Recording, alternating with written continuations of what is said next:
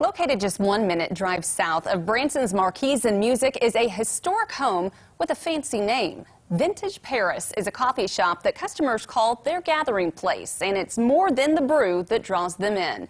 We have a new contributor in our Branson studio. Josh Heston is the editor of State of the Ozarks website. He takes us inside the culture built around coffee. At the turn of the 20th century, the building behind me was originally constructed as a home by the Britton family.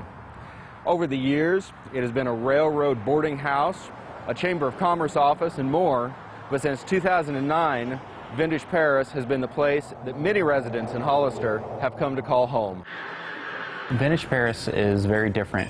You're greeted with a smile. How have you been lately? Great cup of coffee. Coconut milk, Jacques Cousteau. And good conversation.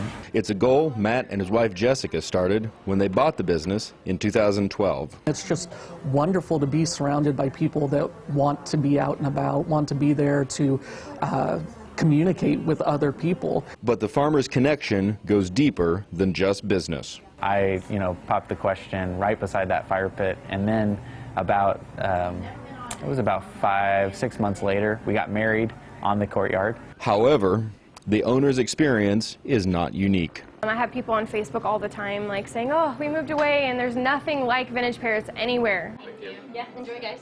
In time, Vintage Paris became more than a business. It became an art and community hub. I think it was 2014 or 2015, we had a combined art gallery and festival orchestra night where all of them came together, and this place was absolutely packed. But for the farmers and their staff, the mission is much bigger. And we've seen spin-offs in lots of different areas, and it's really been amazing, and I want to see that continue to a point where Vintage Paris isn't, a icon or a standalone, but it's just one of many where that's elevating this community to something greater. And tastier. In Hollister, Josh Heston, Ozarks First.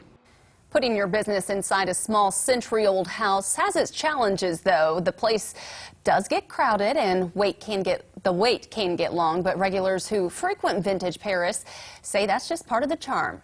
By the way, they still have days where the customers come in and help clean the courtyard just to keep the place looking good. We'll be